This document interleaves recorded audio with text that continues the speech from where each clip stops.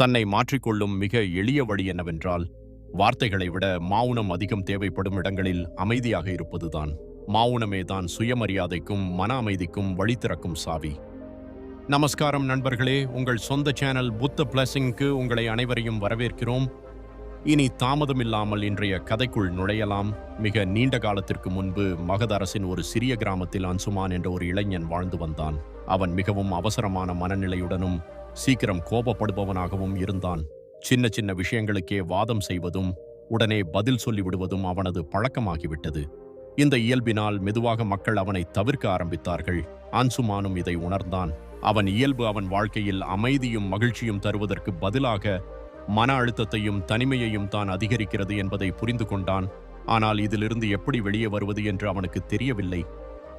ஒரு நாள் அருகிலுள்ள காடில் புத்தர் உபதேசம் செய்கிறார் என்று அவன் கேட்டான். புத்தரை பற்றி அவன் முன்பே நிறைய கேள்விப்பட்டிருந்தான். அவருடைய கருணை, அறிவு, வாழ்க்கைக்கான போதனைகள் இவை அனைத்தையும் நினைத்து என் கேள்விகளுக்கு பதில் அங்கே கிடைக்கலாம் என்று எண்ணினான். அவன் உடனே உபதேசம் நடைபெறும் இடத்திற்கு சென்றான். அங்கே பெரிய கூட்டம் கூடியிருந்தது. புத்தர் எளிய மற்றும் தெளிவான வார்த்தைகளில் வாழ்க்கையின் ஆழமான உண்மைகளை விளக்கிக் கொண்டிருந்தார். அப்போது புத்தர் மக்களை நோக்கி கூறினார், உங்கள் வாழ்க்கையில் உண்மையான மாற்றம் வேண்டுமென்றால் 10 இடங்களில் மௌனமாக இருக்க கற்றுக்கொள்ளுங்கள்.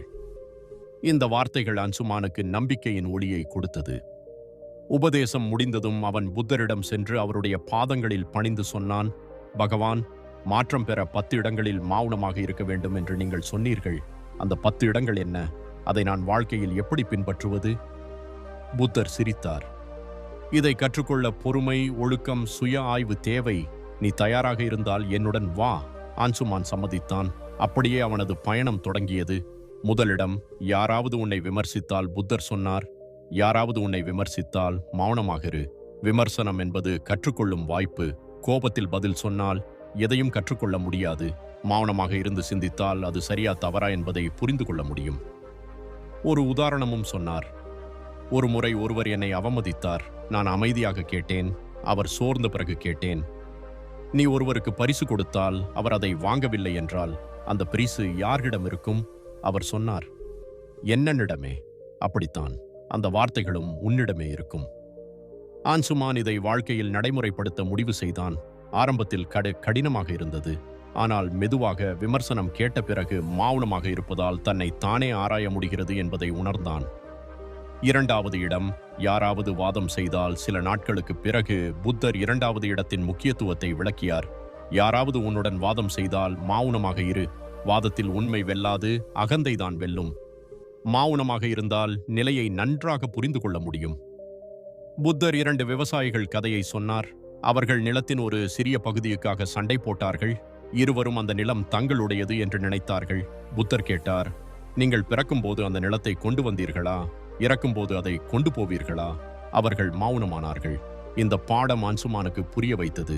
வாதம் செய்வதை விட மௌனமாக இருந்து தீர்வை தேடுவதுதான் சிறந்தது.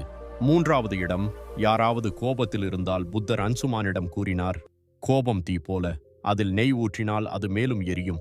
அதனால் யாராவது கோபத்தில் இருந்தால் மௌனமாக இரு. அவரின் கோப சக்தி தானாகவே குறைந்துவிடும். இதற்காக அவர் ஒரு கதை சொன்னார். ஒரு அரசன் கோபத்தில் தன் அமைச்சருக்கு தூக்கு தண்டனை விதித்தான்.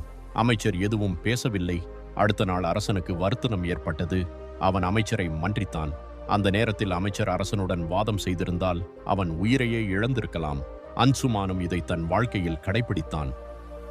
நான்காவது இடம், நீ துக்கத்தில் இருந்தால் ஒரு நாள். அன்சுமானுக்கு ஒரு விஷயத்தால் ஆழ்ந்த துக்கம் ஏற்பட்டது. அவன் புத்தரிடம் கூறினான், பகவான், இந்த வேதனையை நான் தாங்க முடியவில்லை. புத்தர் கூறினார், நீ துக்கத்தில் இருக்கும்போது மௌனமாக இரு. துக்கம் என்பது உன் உள்ளார்ந்த மாற்றத்திற்கான வாசல். மௌனத்தில் உன் கேள்விகளுக்கான பதில்கள் கிடைக்கும். மேலும் அவர் சொன்னார், துக்கம் உன்னை வலிமையானவனாக மாற்றும், நீ அதை புரிந்து கொள்ள முயன்றால். ஐந்தாவது இடம், யாராவது உன்னை தூண்டினால் புத்தர் அன்சுமானிடம் கூறினார், யாராவது உன்னை திட்டமிட்டு தூண்டினால் மௌனமாக இருப்பதே மிகப்பெரிய பதில். அது உன் வலிமையையும் பொறுமையையும் காட்டும். அவர் ஒரு சாதுவின் கதையை சொன்னார். ஒரு கிராமத்தில் ஒரு சாதுவை மக்கள் தொந்தரவு செய்தார்கள். ஆனால் அவர் எப்போதும் அமைதியாக இருந்தார். மெதுவாக மக்கள் அவரை தொந்தரவு செய்வதை நிறுத்தினார்கள். அவரின் மௌனம் அவர்களை மாற்றியது. ஆறாவது இடம், தேவையில்லாமல் உதவி செய்ய நினைத்தால் புத்தர் விளக்கினார், எல்லா இடத்திலும் உதவி செய்ய வேண்டியதில்லை. யாராவது உன் கருத்தை கேட்கவில்லை என்றால் மௌனமாக இருப்பதே சிறந்தது.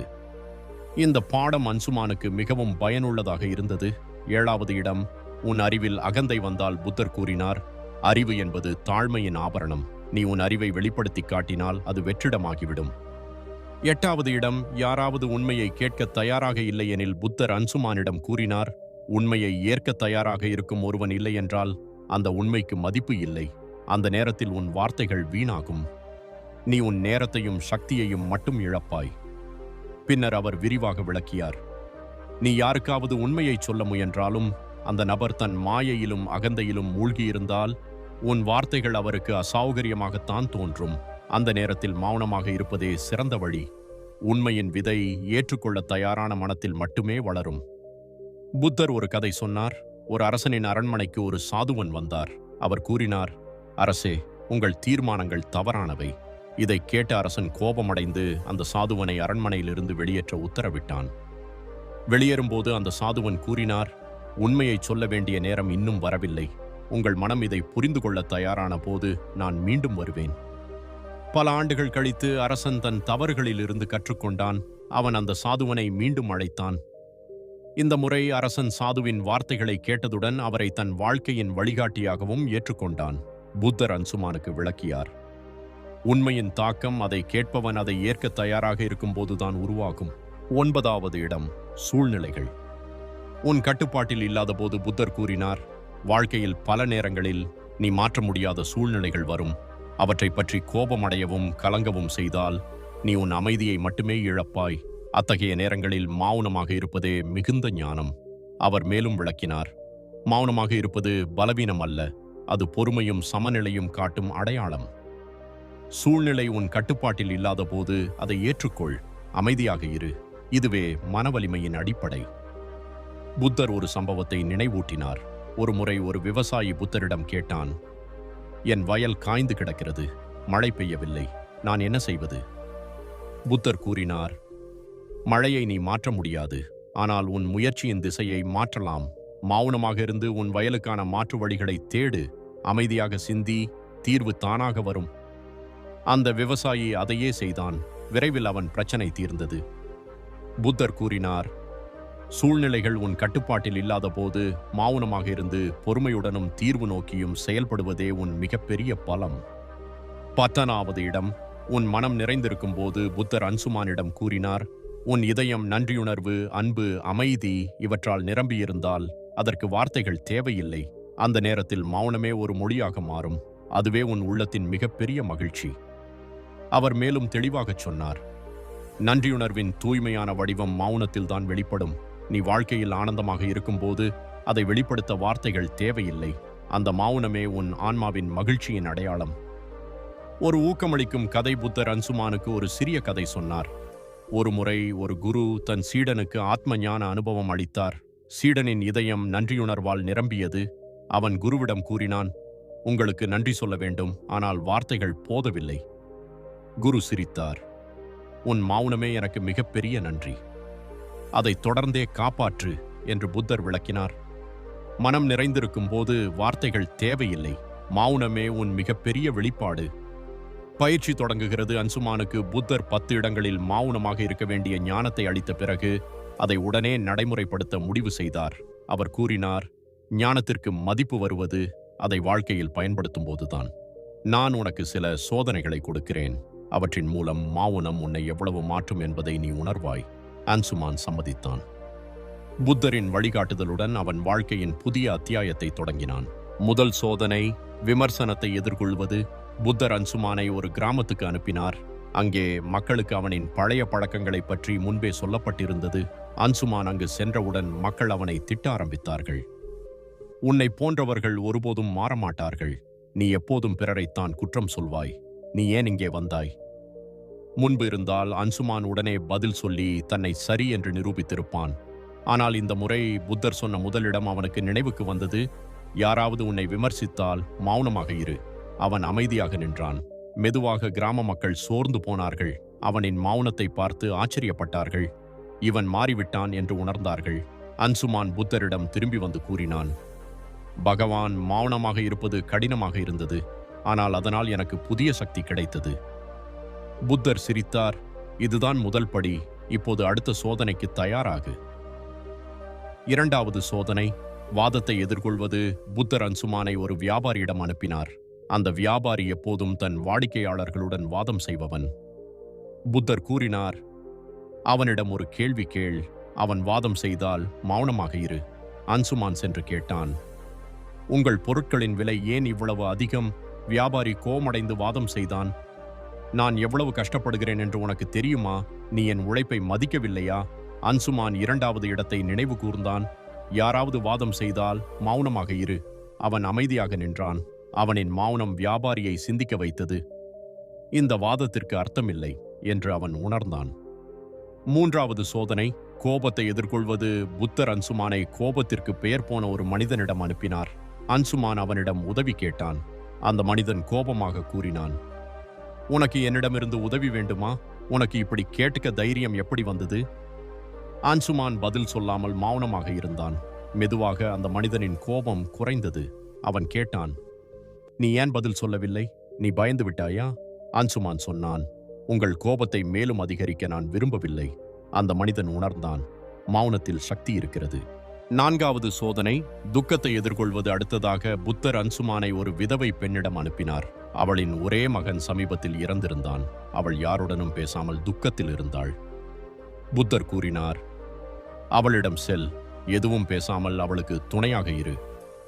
அன்சுமான் அவளருகில் சென்று அமைதியாக அமர்ந்தான். ஒரு வார்த்தையும் பேசவில்லை. ஆனால் அவனின் மௌனமான உடனிருப்பு அவளுக்கு ஆறுதல் அளித்தது. அவள் முதல் முறையாக தன் கதையை பகிர்ந்தாள். துக்கத்திலிருந்து மெதுவாக வெளியே வர முயன்றாள்.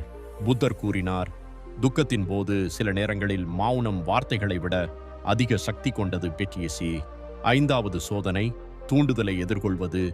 புத்தர் அன்சுமானை அவனை தூண்ட தயாராக இருந்த ஒரு குழுவிடம் அனுப்பினார். அவர்கள் அவனை அவமதிக்கும் வார்த்தைகள் பேசினார்கள். ஆனால் அன்சுமான் அமைதியாக இருந்தான். அவனின் மௌனம் அவர்களை தோல்வியடையச் செய்தது. புத்தரின் விளக்கம். சோதனைகளுக்கு இடையில் அன்சுமான் கேட்டான், பகவான், மௌனம் எப்படி இவ்வளவு சக்தி வாய்ந்ததாக இருக்க முடிகிறது? புத்தர் கூறினார், ஒரு முறை ஒரு அரசன் ஒரு சாதுவிடம் கேட்டான், வாழ்க்கையில் மிகப்பெரிய சக்தி என்ன? சாது ஒரு பாத்திரத்தில் தண்ணீரும் எண்ணெயும் கொடுத்தார். இரண்டையும் கலக்கி பாரு என்றார்.